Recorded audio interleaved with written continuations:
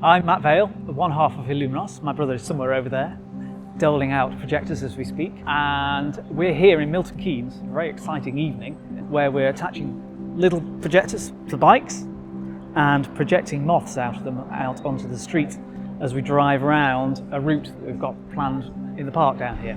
This came about as an idea in Milton Keynes. The Redways themselves are not used very much. And so we thought, let's reinvent them a bit and get people cycling around them again. We thought, how better at night to use something which would lead people along the paths. And we've got moons hidden around the park for the moths to go and discover. So we came up with the idea, which is great, but then we had to think, well, what moths do we use here? And there's an expert called Gordon Redway, and he is an expert in moths in the area.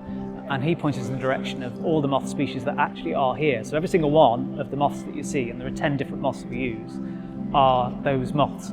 When we get the images themselves, we then have to find a way of actually making them actually move, because obviously they're just still pictures that we got.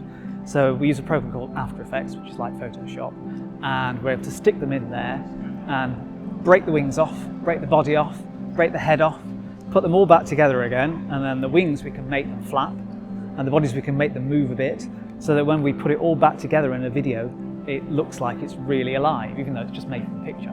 I think it's nice to see people from all around Milton Keynes coming together for this small event, and it's a Friday night as well to see so many people committed to cycling around, following the moon. It's really, really nice, and I think it's a nice welcome back to the norm, so it's really nice for us to be part of it as well. I think it encourages more fitness issues, obviously, and then because little kids and their families, they do it more, so I guess that encourages little kids to do more fitness things, because it's fun. I also think it builds up the community activities that could structure the community to be better and stronger. It's different because it's with people you don't know, but that also kind of makes it a bit more interesting.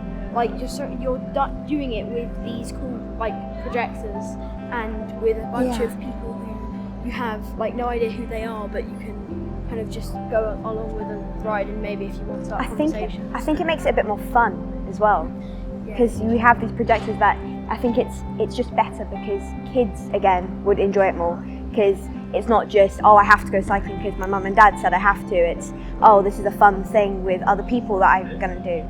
And I think it's just a really special event after COVID, seeing everyone together, seeing so many excited people as well, and it's just a nice day out, really.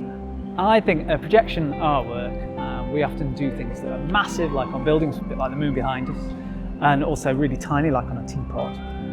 What we love is that it just brings spaces and objects to life in different ways that you wouldn't normally see them that way. So like today, we're obviously around on all these paths and it'll come alive, or the building pops into life, and then when it's all done, the building goes back to normal, or the paths go back to normal, but we all have a happy memory of something that was a bit different.